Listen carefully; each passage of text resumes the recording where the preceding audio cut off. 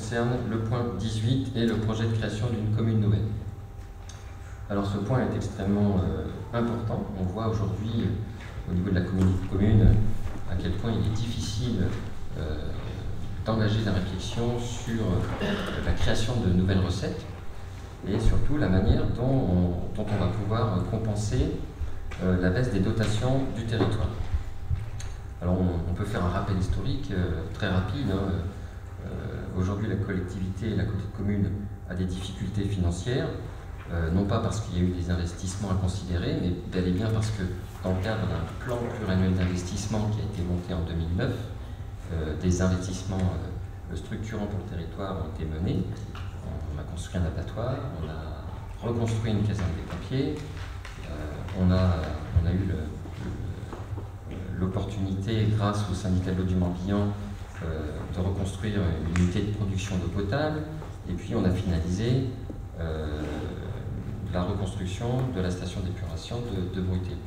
Alors tous ces investissements ont été faits en pleine connaissance de cause et avec la validation et la connaissance que, effectivement, cela allait générer pour la communauté de communes une baisse de ses capacités d'autofinancement qui devait donc décroître régulièrement jusqu'en 2014, et puis ensuite, avec l'effet de la reprise, eh bien, la communauté de communes pouvait retrouver d'une certaine manière une capacité à se reprojeter dans l'avenir et continuer à investir pour le territoire. Alors, il se trouve qu'entre-temps, les charges de fonctionnement de la communauté de communes ont pris de l'importance, et surtout les budgets annexes concernés par notamment la caserne des pompiers, mais aussi l'office de tourisme, l'abattoir. Ces budgets annexes ont été fortement en augmentation pour différentes raisons techniques, structurelles également. Et puis vient s'ajouter à cette complexité de gestion financière eh bien, la baisse drastique des dotations de l'État qui, pour l'intercommunalité, signifie une baisse notamment de plus de 53% de sa dotation globale de fonctionnement. C'est-à-dire qu'aujourd'hui, en année 2015, l'intercommunalité touche 750 000 € de dotation, et en 2018 est prévue une dotation d'un montant équivalent à 410 000 €. Alors face à une telle situation,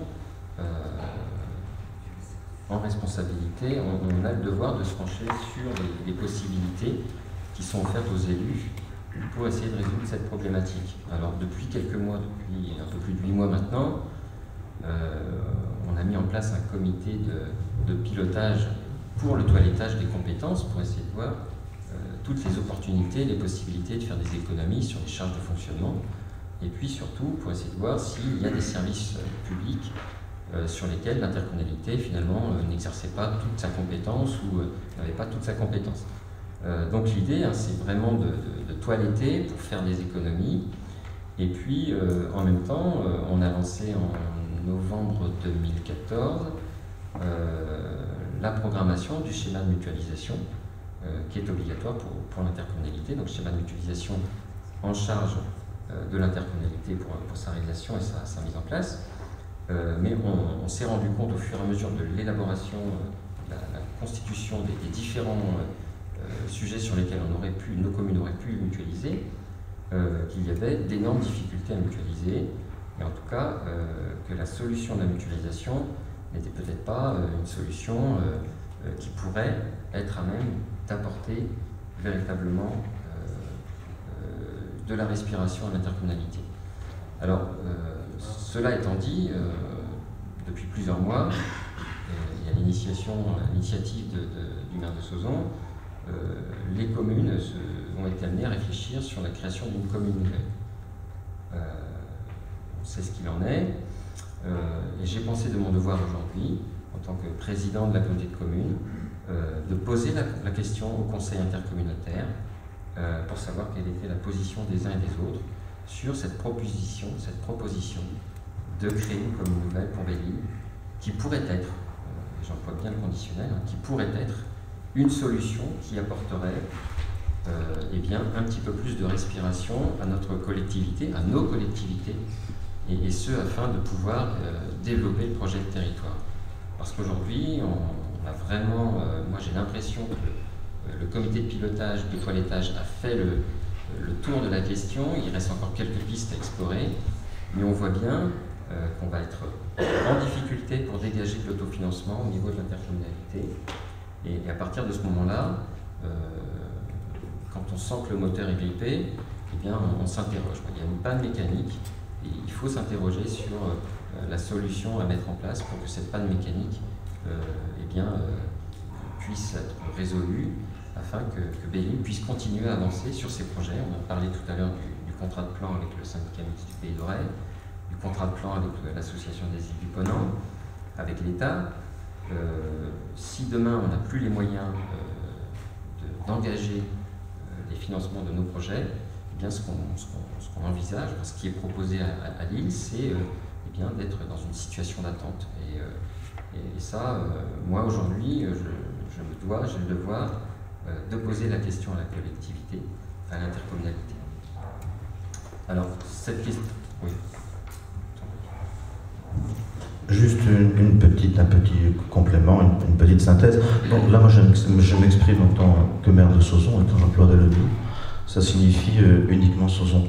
Quand on a commencé à analyser cette loi naissante en fin d'année, le premier paramètre qui nous est venu en tête, c'est le paramètre humain. À savoir que c'était un projet d'intérêt général pour notre population, bien sûr, sauzonnaise, mais pour toute la population béninoise. C'était ça le premier point. De ce point humain interviennent ensuite différents critères, comme le critère financier, le critère juridique, le critère administratif. La loi précise au niveau financier le maintien des dotations. On a tous compris qu'on en avait besoin au niveau de la CCBI. Quand on sait que sur 4 ans, 16, 17, 18, 19, c'est 2 500 000 € que nous allons perdre par la baisse des dotations, tout le monde comprend les conséquences qui en découlent. Alors, si j'ai voulu faire cette petite intervention-là, c'est parce que je ne dois pas être le seul, mais je suis tombé cette semaine sur une interview passionnante du président de l'Association des maires de France, M. Barouin, dont on sait que c'est son prédécesseur, M. Pélissard, qui a déposé cette loi, donc favorable aux communes par définition. M. Barouin a dit ceci: pour 2015, à cause des baisses de dotation, ce sont 2000 communes qui sont dans le rouge au moment où je parle, l'année prochaine près de 10 000, et 2017, faillite générale des collectivités territoriales. C'est la raison pour laquelle l'Association des maires de France est en train de bouger actuellement et prépare une grosse manifestation de protestation le 19 septembre pour éviter que ça continue comme ça. Donc le contexte national prête aussi à la réflexion. Et au final, que ce soit en réunion d'adjoints, en réunion de conseil unanime sur cette question, nous avons décidé que, comme c'était une loi qui préservait l'identité et l'histoire de chaque commune, qu'elle assurait le maintien financier, qu'elle permet d'inscrire Belle-Île dans le siècle en la fortifiant, ben moi, sincèrement, de façon très claire, je voterai favorablement. Je ne doute pas un seul instant que les délégués de Sauzon feront de même.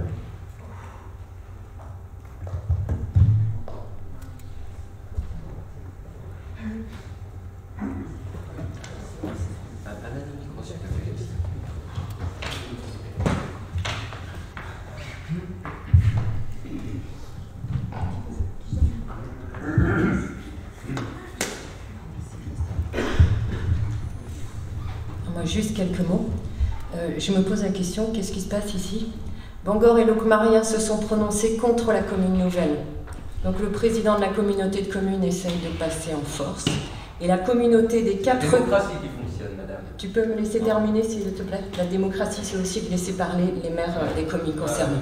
La communauté des 4 communes obligerait ainsi 2 d'entre elles à délibérer de nouveau sur la question. Il s'agit là d'une contrainte qui ne masque plus les réalités des ambitions. Qui décide? Ce sont les communes. Même si cela ne vous plaît pas, vous ne devez pas l'oublier. Nous avons des mandats à honorer, dans le respect de nos feuilles de route, nos programmes, et l'avenir de nos communes et de notre communauté de communes à préserver.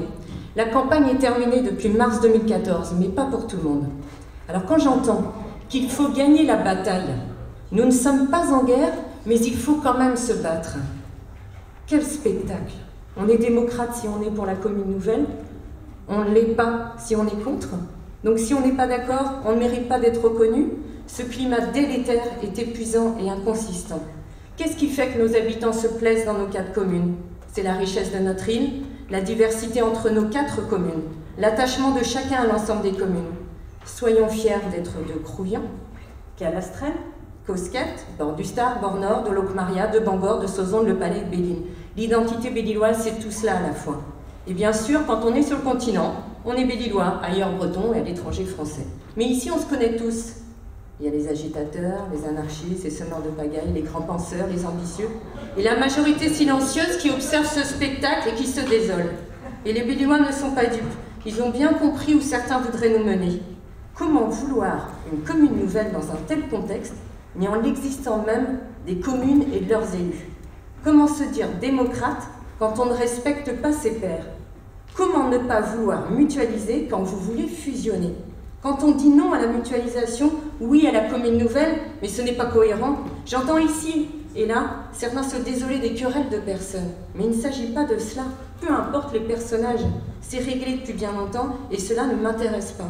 Cela donne juste des arguments à ceux qui n'en ont plus. Alors soyons sérieux.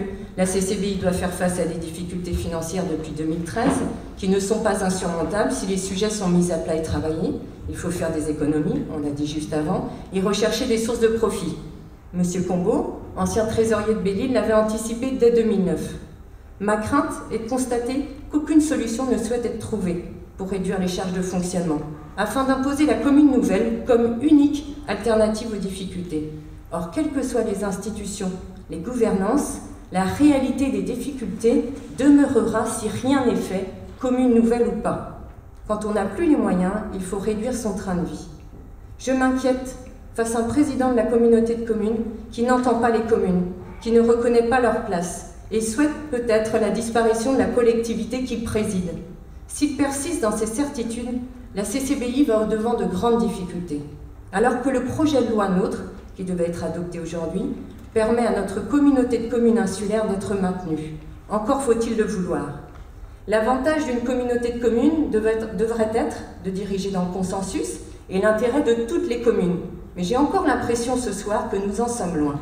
Quant à la commune nouvelle, cela permettrait de diriger Belle-Île avec l'idée unique d'un maire, quel qu'il soit, tout puissant, créant des clivages politiques. Ce serait la politisation de notre territoire comme ailleurs, ce que les Français ne supportent plus. Les rouges contre les bleus, les verts avec les roses, les jaunes on ne sait pas. Tout cela fait monter le bleu marine. Est-ce que c'est cela que vous voulez pour Belle-Île, ressembler aux autres? Gardons plutôt la raison, notre identité et nos spécificités le plus longtemps possible. Nous avons pourtant reçu un message fort de nos parlementaires qui ont entendu la demande des 4 maires de Belle-Île de l'intérêt de maintenir notre communauté de communes insulaires, suite à près de 1000 courriers que nous leur avons adressés. Et quelques mois après, on tournerait le dos à cette reconnaissance de la loi. Ce n'est pas sérieux. D'ailleurs, si un jour la communauté de communes disparaît, il est préférable que Belle-Île conserve ses 4 communes et ses 4 représentants à l'extérieur, plutôt qu'un seul avec une commune nouvelle. On est plus fort à plusieurs, quoi que vous en pensiez. Pour les impatients, il faudra attendre les prochaines échéances électorales. Quant à ceux qui sont convaincus par la commune nouvelle, pour être clair, qu'ils fusionnent, même à 2. Et s'ils craignent leur perte de pouvoir à la communauté de communes, je vais vite les rassurer et je vais tranquilliser tous ceux qui ne voient dans mon positionnement qu'une volonté de pouvoir. Je suis bien loin de ces préoccupations. Je le répète, je n'étais pas candidate à la présidence ici et je ne le serai pas d'ici la fin de ce mandat.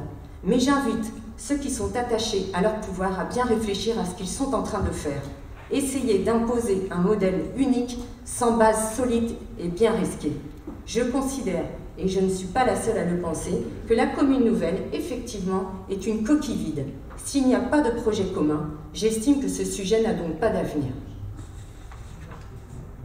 Bien, merci beaucoup pour votre intervention, Madame Huchette.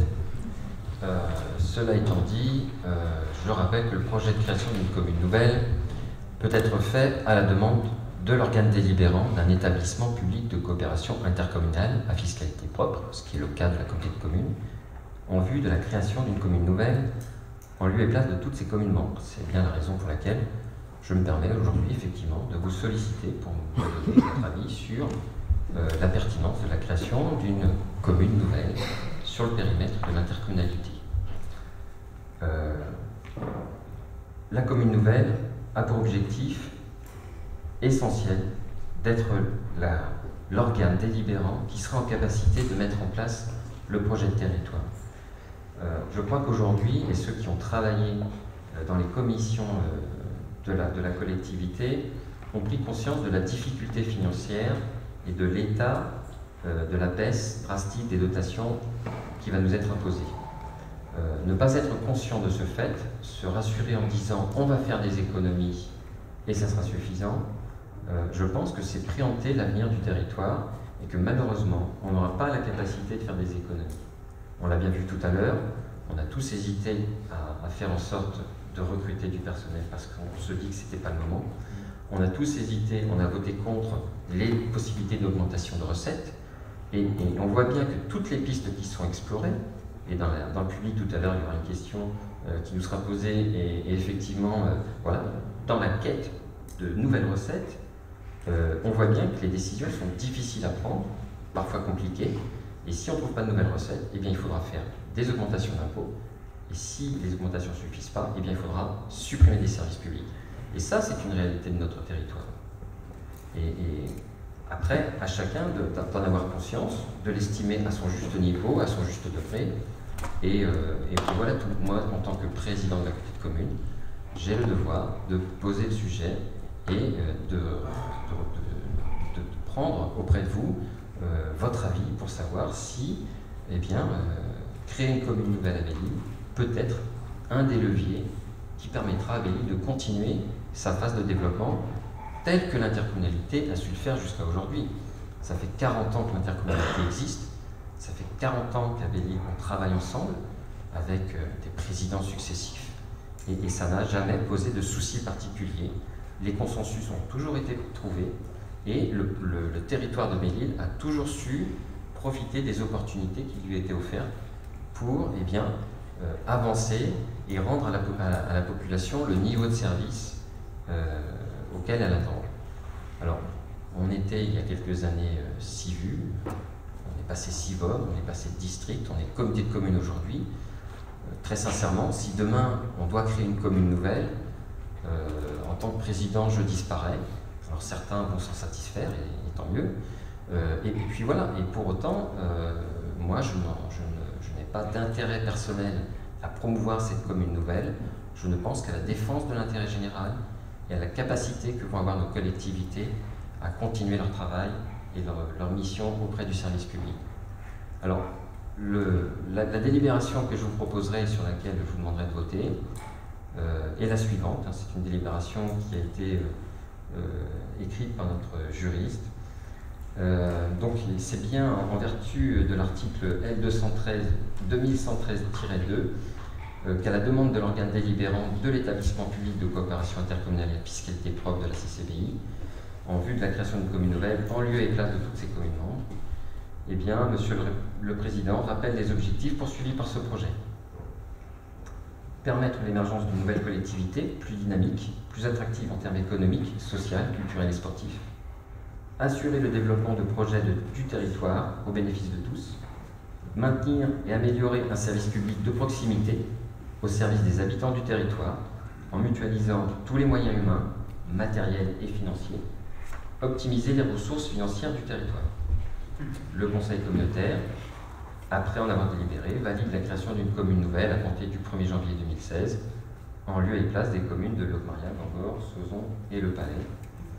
Prévoit que la commune nouvelle puisse prendre le nom de commune de Belle-Île-en-Mer et prévoit qu'à compter de sa création et jusqu'au prochain renouvellement général des conseils municipaux, la commune de Belle-Île-en-Mer sera administrée par un conseil municipal composé de l'ensemble des membres des conseils municipaux des anciennes communes. Pour aller plus en avant dans la constitution de cette commune nouvelle, la loi prévoit la création d'une charte. Une charte qui donc devra être coécrite et construite et soumise à la validation des élus municipaux et communautaires. Donc il faut charger quelqu'un d'élaborer cette charte en collaboration, bien évidemment, avec les communes membres. Et cette charte permettra de rédiger eh bien, l'institution fondatrice de la commune nouvelle avant le 1er octobre 2015. Cette charte sera soumise à la validation des élus municipaux et communautaires et elle permettra d'acter l'organisation de la commune nouvelle, notamment la gouvernance, le rôle des communes déléguées et les grandes lignes de son fonctionnement, notamment au niveau des services et du personnel. Donc on voit bien l'idée de co-construction entre les communes, l'intercommunalité, pour finalement finaliser un autre mode de gouvernance, d'autres financements possibles, et en tout cas les financements pérennes qui aujourd'hui nous permettent eh bien, de développer le territoire. Et si vous en êtes d'accord, fixer le chef-lieu à l'actuel siège de la communauté de communes de Belle-Île-en-Mer, en attendant bien évidemment que dans la charte de gouvernance, les choses puissent être redéfinies. On précisera également dans la délibération que la population totale de la commune nouvelle s'élève à 5 434 habitants, chiffre en vigueur le 1er janvier 2015. Pour rappel, cette délibération sera soumise pour accord aux conseils municipaux des communes concernées. Il ne s'agit pas de faire 100, ni d'aller au-delà de la volonté des conseils municipaux, mais bien évidemment de les solliciter sur leur avis à donner. Et à compter de la notification de cette décision, le conseil municipal de chaque commune disposera d'un délai de 3 mois pour se prononcer. À défaut de délibération dans ce délai, sa décision sera réputée favorable. Voilà, mesdames et messieurs, ce qu'aujourd'hui je vous propose, parce qu'aujourd'hui, on est devant l'avenir de Belle-Île. Il faut bien en prendre conscience. C'est un acte fondateur qui vous est demandé. C'est important, ce n'est pas quelque chose que l'on puisse prendre à la légère. Cette proposition de commune nouvelle doit bien évidemment être confortée par des études complémentaires sur la situation de chacune des communes, puisque des premières études ont déjà été faites, notamment par Ressources Consultants Finance, qui ont permis de valider qu'effectivement il y avait intérêt stratégique et financier à faire en sorte que cette commune nouvelle puisse se créer. Maintenant, effectivement, je peux comprendre qu'on ne puisse pas partager cette vision de Belle-Île-en-Mer. Même si on ne la partage pas, alors je ne vais pas reprendre, je n'ai pas préparé ma petite note, je ne vais pas reprendre les propos de Mme le maire de Bangor, bien qu'on puisse démonter son argumentaire très facilement. Je pense simplement que là on va délibérer ce soir, mais qu'après, de toute façon, in fine, au vu du climat, au vu du débat passionné et de l'importance du sujet, je pense que la base de la démocratie, ce sera de demander l'avis aux gens, parce que ce sujet nous dépasse, et je pense que les Bellois sont capables de prendre la mesure de leur propre destin. Monsieur Grandmont, vous rêvez de continuer la campagne, on l'a bien compris. Ce n'est pas prévu par les textes, c'est le préfet qui décide. Ce n'est pas prévu, ce sera un référendum. Ce que vous avez décidé d'organiser sur le palais Sauzon, c'est un sondage, c'est tout, je n'y peux rien, ça n'a pas de valeur juridique. Donc si on souhaite porter, nous les communes, un message, c'est un message qui a une valeur juridique quand même. L'avis des gens, c'est pas une valeur. Une valeur, même si elle n'est pas juridique. Je considère pour ma part que ce projet n'a pas d'existence puisqu'il n'y a pas de projet, en dehors de ce que vous imaginez vous. Donc moi, on ne m'a rien présenté. Je ne connais rien des situations budgétaires de vos communes. Je ne connais pas les charges de fonctionnement. Je ne connais pas les charges d'investissement. Je ne sais pas où en sont les investissements passés, en cours et à venir.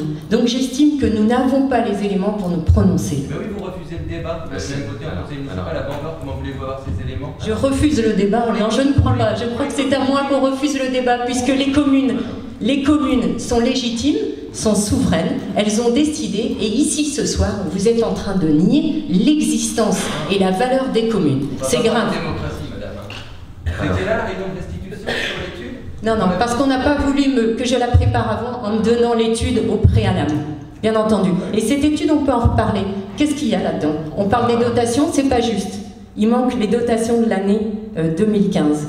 On parle des taux fiscaux, des cap taux fiscaux, mais on ne parle absolument pas du reste. C'est normalement une étude financière qui a coûté 10 500 €, et j'apprends plus qu'on souhaiterait en faire d'autres. Si c'est pour faire la même chose, c'est pas la peine. Moi je dis, mettons-nous au travail, on saura nous-mêmes élaborer ce type d'études. J'espère que vous serez là quand on fermera des services publics parce qu'on n'aura plus les moyens, et vous l'expliquerez aux gens. Alors moi je pense qu'aujourd'hui, il ne revient pas aux collectivités S'il vous plaît, Madame Huchette. Je ne peux pas parler, donc je pense que je vais me retirer. Vous n'êtes pas toute seule à pouvoir parler, je m'excuse. On m'attaque, donc il est légitime que je réponde. Alors, arrêtez s'il vous plaît. Je pense qu'il est... Il est important, dans la continuité de l'action, d'envisager de faire des études complémentaires, parce que vous l'avez très bien soulevé, il y a encore des tas de questions qu'il faut se poser. La commune nouvelle, elle ne va pas se faire comme ça d'un coup de baguette magique. L'étude financière qui a été demandée par le bureau de la communauté de communes, validée par ses membres, validée par la commission de finances, validée par les 4 maires, elle a coûté 10 500 € et elle a répondu aux questions qui lui étaient posées. Voilà. Donc après, on ne va pas dire que l'étude a été mal commandée ou elle n'était pas à propos. Juste qu'il y avait dedans. Simplement, oui, ce qu'il y avait dedans, pas grand-chose, c'est votre avis. En tout cas, ça a permis aux gens qui l'ont découverte en réunion publique de comprendre pourquoi faire une commune nouvelle à Belle-Île, ça avait du sens. Alors, évidemment, on a besoin de compléter cette étude sur différents aspects, notamment pour remplir cette charte de gouvernance, mais je vois que la discussion est compliquée et de toute manière, vous ne souhaitez pas rentrer dans le dispositif et dans les réflexions. Je ne peux que le regretter. Depuis le départ, je n'étais pas, pardon, excuse-moi, je n'étais pas à l'origine. Je n'ai pas fini de parler, après je prends la parole bien évidemment. Pour la démission, on refait tout le débat. On ne va pas refaire le débat. Donc on ne peut pas s'exprimer ici. Si, on peut s'exprimer, mais chacun son tour, un petit peu. Pour le coup, ce qui est important, c'est de poser les choses, savoir pourquoi on fait une demande de commune nouvelle et de travailler ensemble sur le scénario d'une commune nouvelle. C'est aussi pourquoi, si cette délibération est adoptée ce soir, moi, en tant que président de la communauté de communes, je demanderai à être reçu par tous les conseils municipaux pour réexpliquer la réalité du contexte de la demande de la collectivité. Et j'espère que j'aurai le plaisir de pouvoir être communiqué justement et d'être entendu par tous les conseils municipaux. Me semble extrêmement important avant que ces derniers ne puissent s'exprimer de manière définitive sur leur souhait ou pas de faire une commune nouvelle. Et en cela, moi je respecte tout à fait le cadre de la loi. Sur la position d'un référendum, un référendum est possible à Belle-Île à condition que les communes se prononcent favorablement pour faire un référendum. Si une commune ne souhaite pas le faire, personne ne peut l'imposer. La loi est claire là-dessus. Bien. Écoutez, je pense qu'on a tous une position déjà prédéterminée. Je ne sais pas si les différents échanges autour de la table ont pu vous permettre de faire évoluer votre réflexion. En tout cas, ce que je vous propose, c'est de faire un vote, et un vote à bulletin secret, sur une question aussi cruciale que celle-là. Si vous en êtes d'accord, un isoloir a été prévu pour ceux qui veulent. Je vous propose un vote à bulletin secret. Est-ce que quelqu'un s'abstient sur cette proposition de vote à bulletin secret? Non. Écoutez. Donc la question est très simple. Est-ce que la communauté de communes est favorable à la création d'une commune nouvelle sur le périmètre, sur son périmètre, englobant donc les 4 communes de Pangorn, Sauzon, Le Palais et Locmaria. Donc on va vous faire passer des bulletins de vote.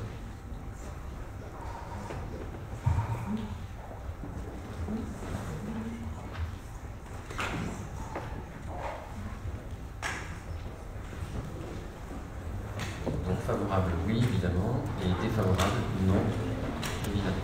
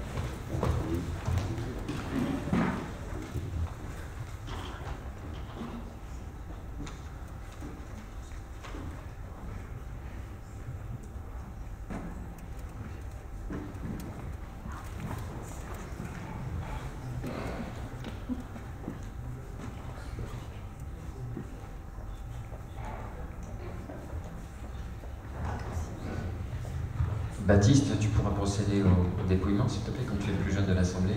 C'est ton privilège.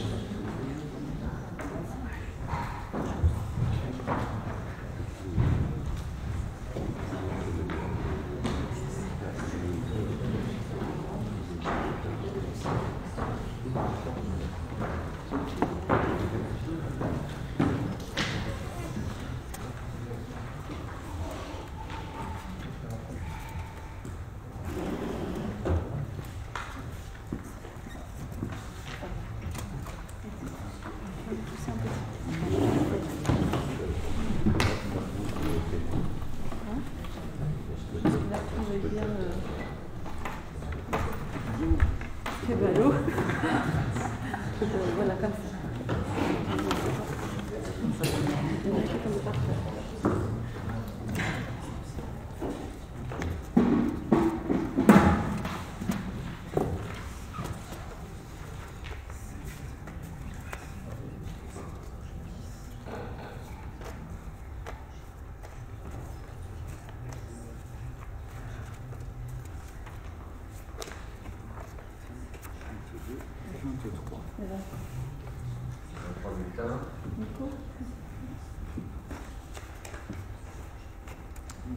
Oui. Non. Oui. Oui.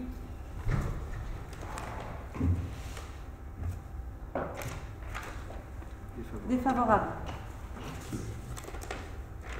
Oui. Oui. Oui. Non. Oui. Favorable. Oui. Non.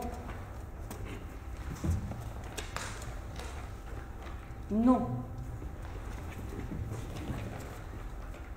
Non. Oui. Oui. Oui. Défavorable. Non. Oui. Oui. Blanc. Oui. Favorable. Oui.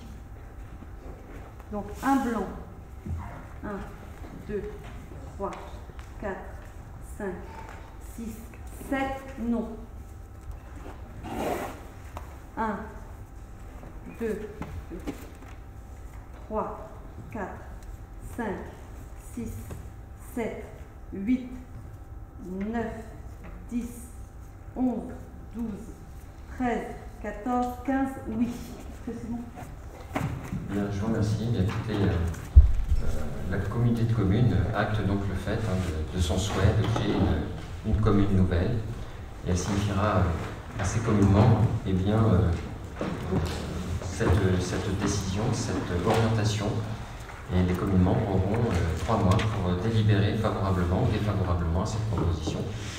Et j'espère donc effectivement à l'occasion de cette délibération, eh bien, nous puissions être entendus par chacun des 4 conseils municipaux de l'île avant qu'ils puissent prendre leur décision.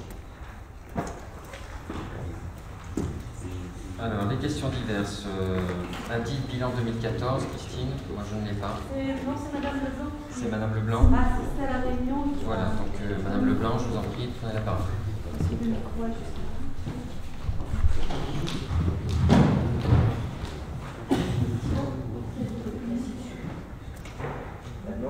C'est bien de tout. Il va falloir que tu pousses ta voix. Non, j'ai pas grand chose à dire. Moi, j'en ai un. T'as un micro sans fil, Gilles?